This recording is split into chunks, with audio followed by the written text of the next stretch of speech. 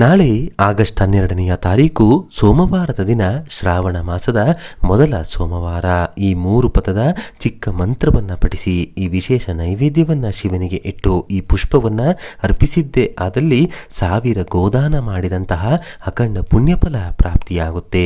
ಶಿವಾನುಗ್ರಹದಿಂದ ಯಾವುದೇ ದೊಡ್ಡ ಪೂಜೆ ವ್ರತಗಳಿಲ್ಲದೆ ನಿಮ್ಮ ಸರ್ವ ಕೋರಿಕೆಗಳು ಈಡೇರಲು ನಾಳೆ ಯಾವ ನಿಯಮವನ್ನ ಪಾಲಿಸಬೇಕು ಅಂತ ಇವತ್ತಿನ ಈ ವಿಡಿಯೋದಲ್ಲಿ ಸಂಪೂರ್ಣವಾಗಿ ತಿಳಿಸ್ಕೊಡ್ತೀವಿ. ಬನ್ನಿ.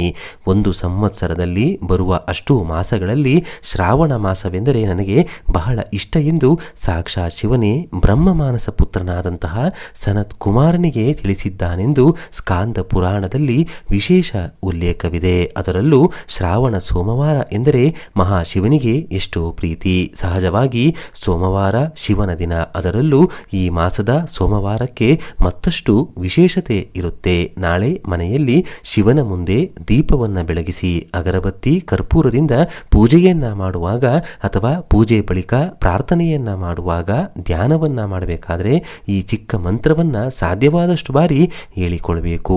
ಓಂ ಭವಾಯ ಜಲಮೂರ್ತಯೇ ನಮಃ. ಈ ವಿಶೇಷ ಮಂತ್ರವನ್ನು ಶಿವಾಲಯದಲ್ಲಿ ಕೂತು ಶಿವನ ದರ್ಶನವನ್ನ ಮಾಡ್ತಾ ಹೇಳಬಹುದು.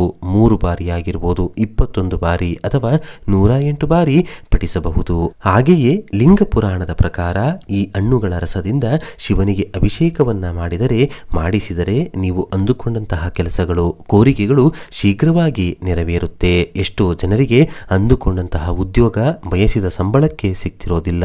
ಹಣಕಾಸಿನ ಸಮಸ್ಯೆ ಇದ್ದವರಿಗೆ ಕಷ್ಟದ ಮೇಲೆ ಕಷ್ಟ ಬರ್ತಿರುತ್ತೆ. ಇನ್ನು ಕೆಲವರಿಗೆ ಮನೆ ಕಟ್ಟಿಸಬೇಕು, ಮಕ್ಕಳ ಮದುವೆಯನ್ನ ಮಾಡಬೇಕು, ಅನಾರೋಗ್ಯದಿಂದ ಮುಕ್ತಿ ಸಿಗಬೇಕು. ಹೀಗೆ ಒಂದಲ್ಲ ಒಂದು ಕೋರಿಕೆಗಳು ಇದ್ದೇ ಇರುತ್ತೆ. ಆ ಎಲ್ಲ ಕೋರಿಕೆಗಳು ನೆರವೇರಲು ನಾಳೆಯ ದಿನ ಶಿವನಿಗೆ ಮನೆಯಲ್ಲಿ ಅಥವಾ ದೇಗುಲಗಳಲ್ಲಾಗಿರ್ಬೋದು, ನಿಂಬೆ ಹಣ್ಣಿನಿಂದಾಗಿರ್ಬೋದು, ದಾಳಿಂಬೆ ಹಣ್ಣಾಗಿರ್ಬೋದು, ನೇರಳೆ ಹಣ್ಣಾಗಿರ್ಬೋದು, ಸೀಬೆ ಫಲವಾಗಿರ್ಬೋದು, ಬಾಳೆ ಹಣ್ಣಿನ ರಸ ಆಗಿರ್ಬೋದು ಅಥವಾ ಹಲಸಿನ ಹಣ್ಣಿನ ರಸ ಆಗಿರ್ಬೋದು, ಈ ಹಣ್ಣುಗಳ ರಸವನ್ನು ಒಂದು ಬಟ್ಟೆಯಲ್ಲಿ ಅಥವಾ ವಸ್ತ್ರದಲ್ಲಿ ಹಾಕಿ ಶ್ರಾವಣ ಸೋಮವಾರದ ದಿನ ಶಿವಲಿಂಗಕ್ಕೆ ಅಭಿಷೇಕವನ್ನ ಮಾಡಬೇಕು. ಇದರಿಂದ ಕಷ್ಟಗಳು ಕಳೆದು ನೆಮ್ಮದಿ, ಆರ್ಥಿಕ ಸುಖ ಪ್ರಾಪ್ತಿಯಾಗುತ್ತೆ. ನಿಮ್ಮ ಕೋರಿಕೆಗಳು ಶೀಘ್ರವಾಗಿ ನೆರವೇರುತ್ತೆ. ಈ ಫಲಗಳಿಂದ, ಈ ಹಣ್ಣುಗಳಿಂದ ಅಭಿಷೇಕವನ್ನ ಮಾಡಲು ಸಾಧ್ಯವಾಗದಿದ್ದವರು ಏನ್ ಮಾಡಬೇಕು? ಎಳನೀರಿನಿಂದ ಅಥವಾ ಕನಿಷ್ಠ ಪಕ್ಷ ತೆಂಗಿನಕಾಯಿಯ ನೀರಿನಿಂದ ಅಭಿಷೇಕವನ್ನ ಮಾಡಿಸಿದರೂ ಕೂಡ ಶಿವಾನುಗ್ರಹದಿಂದ ಇಷ್ಟಾರ್ಥಗಳು ನೆರವೇರುತ್ತೆ. ಹಾಗೆಯೇ ನಾಳೆ ಶ್ರಾವಣ ಮಾಸದ ಸೋಮವಾರದ ದಿನ ಶಿವನಿಗೆ ಕಣಗಲೆ ಪುಷ್ಪವನ್ನ ಅರ್ಪಿಸಿದರೆ 1000 ಗೋದಾನ ಮಾಡಿದಂತಹ ಪುಣ್ಯಫಲ ಪ್ರಾಪ್ತಿಯಾಗುತ್ತೆ. ಗೋದಾನ ಎನ್ನುವುದು ಮಹಾದಾನ. ನಿಮಗೆ ಕಣಗಲೆ ಪುಷ್ಪ ದೊರೆಯಲಿಲ್ಲ ಎಂದರೆ ಬಿಳಿ ಎಕ್ಕದ ಹೂವನ್ನಾದರೂ ಶಿವನಿಗೆ ಅರ್ಪಿಸಬಹುದು. ದಾಸವಾಳದ ಪುಷ್ಪ, ದತೂರ ಅಂದರೆ ಉಮ್ಮತ್ತಿ ಪುಷ್ಪವನ್ನಾದರೂ ಕೂಡ ಶಿವನಿಗೆ ಅರ್ಪಿಸಬಹುದು. ನಾಳೆ ಹಗಲು ಸಮಯದಲ್ಲಿ ಉಪವಾಸವಿದ್ದು ರಾತ್ರಿ ಸಮಯದಲ್ಲಿ ಶಿವನಿಗೆ ನೈವೇದ್ಯವಾಗಿ ಅನ್ನವನ್ನ ಅರ್ಪಿಸಬೇಕು. ಜೊತೆಗೆ ಎಳ್ಳುಂಡೆಗಳನ್ನು ಅರ್ಪಿಸಿ ನಮಸ್ಕಾರವನ್ನ ಮಾಡಿಕೊಳ್ಬೇಕು. ನಾಳೆ ಶ್ರಾವಣ ಸೋಮವಾರದ ವಿಶೇಷ ದಿನದಂದು ಸಕ್ಕರೆಯ ಪೊಂಗಲನ್ನ ಶಿವನಿಗೆ ಅರ್ಪಿಸಿದರೆ ಕಷ್ಟಗಳು ಕ್ರಮೇಣ ಕಡಿಮೆಯಾಗುತ್ತೆ.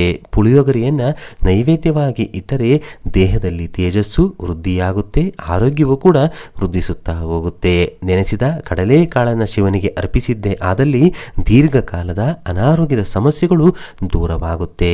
ನಾಳೆ ಬೆಳಿಗ್ಗೆ ಅಥವಾ ಸಂಜೆಯ ಸಮಯದಲ್ಲಿ ಒಂದು ಚೊಂಬಿನ ತುಂಬಾ ನೀರನ್ನ ತುಂಬಿಸಿ ಅದರಲ್ಲಿ ಯಾವುದೇ ಪುಷ್ಪವನ್ನ ಹಾಕಿ ಶಿವನ ಮುಂದೆ ಸ್ವಲ್ಪ ಸಮಯದ ತನಕ ಇರಿಸಬೇಕು. ನಂತರ ಆ ಚೊಂಬನ್ನು ನಿಮ್ಮ ಮನೆಯ ಈಶಾನ್ಯ ಮೂಲೆಯಲ್ಲೂ ಕೂಡ ಸ್ವಲ್ಪ ಸಮಯ ಇರಿಸಬೇಕಾಗುತ್ತೆ. ನಂತರ ಈಶಾನ್ಯ ದಿಕ್ಕಿನಿಂದ ಆರಂಭ ಮಾಡಿ ಮನೆಯ ಎಲ್ಲ ದಿಕ್ಕುಗಳಿಗೂ ಕೂಡ ಚೊಂಬಿನ ಒಳಗಡೆ ಇದ್ದಂತಹ ಪುಷ್ಪವನ್ನ ಬಳಸಿ ಆ ನೀರನ್ನ ಮನೆಯ ಎಲ್ಲ ದಿಕ್ಕಿಗೂ ಕೂಡ ಪ್ರೋಕ್ಷಣೆಯನ್ನ ಮಾಡಬೇಕು. ಈ ಕೆಲಸದಿಂದ ಶಿವನ ಕೃಪೆ ಪ್ರಾಪ್ತಿಯಾಗಿ ಕೆಟ್ಟ ಶಕ್ತಿಗಳು ಮನೆಯಿಂದ ಹೊರಟು ಹೋಗುತ್ತೆ.